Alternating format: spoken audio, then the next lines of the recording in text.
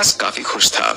करीब 1 साल से वो इस घर में शिफ्ट हो चुका था, लेकिन उसके घर में कोई भी काम वाली या खाना बनाने वाली नहीं टिकती थी। लोग आते, कुछ दिन काम करते और फिर एक दिन अचानक से आना बंद कर देते। अभी भी वही हुआ था। पिंकी जो खाना बनाने श्रीनिवास के घर आती थी, उसने भी एकदम से आना बंद कर दिया। इससे पहली वाली जो थी लक्ष्मी, उसका भी यही हाल था। और उससे पहले वाली सावित्री ने तो हद कर दी। इस सावित्री का तो ये हाल था कि खाना बीच में आधा बना छोड़ते हुए भाग गई। हालांकि इस घर में आने से पहले श्रीनिवास से भी लोगों ने इस घर के बारे में कुछ बातें बोली थी, लेकिन उसने उन बातों पर बिल्कुल ध्यान नहीं दिया था। आखिर इतना बड़ा और सस्ता घर वो कैसे छोड़ सकता था। और यहाँ आने के बाद उसे कभी कोई आवाज या फिर कुछ अजीब नहीं लगा। बस एक काम करने वाली बाई और खाना बनाने वाले कुक नहीं मिलते थे। साफ सफाई तो श्रीनिवास फिर भी कर लेता था, और छोटी मोटी चीजें जैसे मैगी और अंडे जो बिना गैस के बन सकते हैं, वो माइक्रोवेव में बना लिया करता था।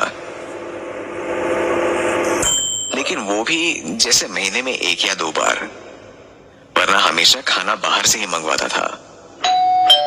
तभी एक दिन उसके घर की घंटी बजी।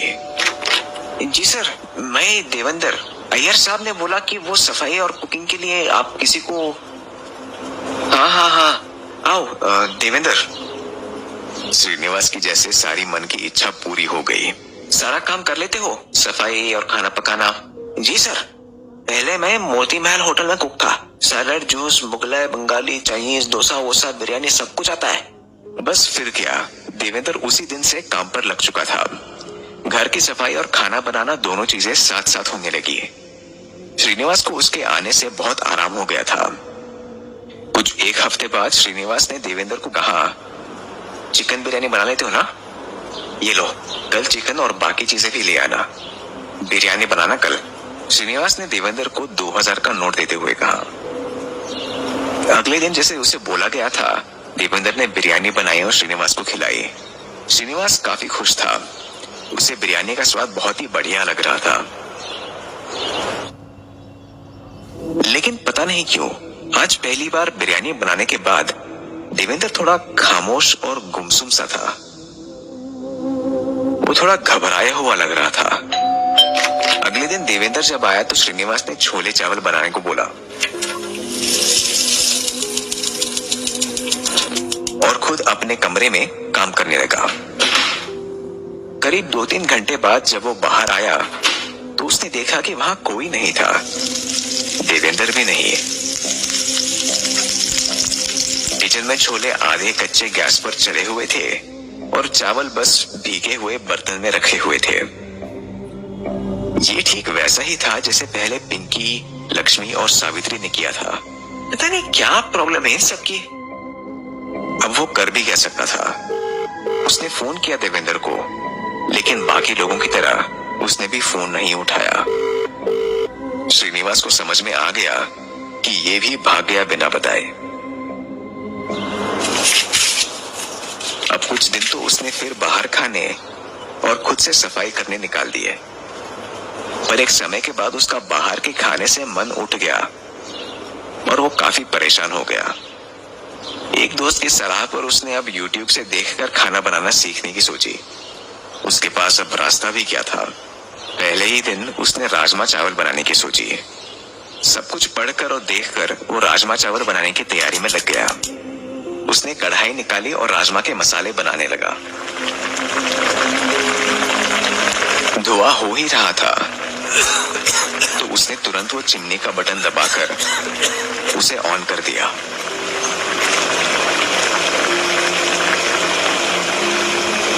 ऑन करते ही उसमें से एक अजीब सी कुछ आवाज आ रही थी, जैसे उसमें जंग लग गई हो। इसको भी ठीक करवाना पड़ेगा। वो खुद से बोलते हुए पीछे टमाटर लेने के लिए मुड़ा तो कढ़ाई काफी लाल हो चुकी थी, पर अभी तक उसने टमाटर डाला नहीं था तो ये अचानक लाल कैसे हो गई थी। उसके धुएं से भी एक अजीब सी बदबू आ रही थी। वो बदबू और बढ़ती गई और कढ़ाई और लाल होती चली गई। इस बदबू के साथ ही वो चिमनी की आवाज भी तेज होती चली गई और वो एक अजीब सी आवाज बन गई। अब वो किसी पुरानी मशीन की आवाज नहीं बल्कि किसी के रोने की आवाज लग रही थी। उसे तुरंत अपनी कुक सावित्री की बात याद आ गई, जिसने ठीक यही बात बोलकर आना बंद कर दिया था। वो काफी घबरा गया था। अंदर कितनी गर्मी होती है पता है? ये आवाज जैसे कितने लोग एक साथ बोल रहे थे। उसमें कुछ औरतों, कुछ लड़कियों और बच्चों के साथ कुछ मर्दों की आवाज थी। वो आवाज फिर से आई, बंद करो ये गर्मी। श्रीनिवास इतना डर गया था कि हिल भी नहीं पा रहा था। फिर जो उसने देखा वो देखकर तो श्रीनिवास के जैसे होश ही उड़ गए। चिमनी में से बूंद बूंद गाढ़ा लाल खून टपक रहा था कढ़ाई में और एक एक करके चिमनी में से लोगों के सिर निकलने लगे और श्रीनिवास से बात करने लगे।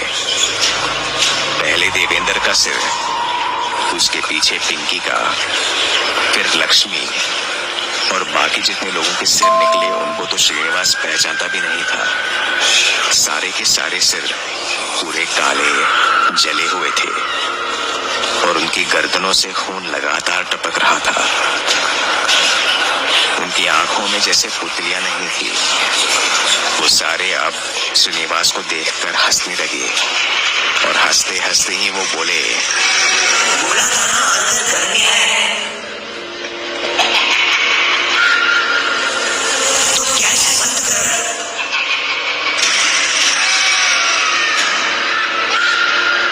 किचन में करीब 25 से 30 सिर जमा हो गए थे और सब हंस रहे थे। तभी उन्होंने जोर से अंदर की ओर सांस खींची और किचन में एक आंधी जैसी आ गई। वो आंधी इतनी तेज थी कि श्रीनिवास को खींचते हुए उसे चिमनी की तरफ ले गई। अगले 2 मिनट में ही श्रीनिवास का सिर तेजी से चिमनी के अंदर घुस गया और उसकी दर्द भरी चीख पूरे घर में गूंज गई। कुछ दिनों बाद छानबीन करने पर पुलिस को उसके घर में उस मसालों की कढ़ाई के अलावा कुछ नहीं मिला। श्रीनिवास भी उस चिमनी में बाकियों के साथ शामिल हो चुका था और उन आवाजों में अब श्रीनिवास के रोने की भी आवाज सुनाई देती है।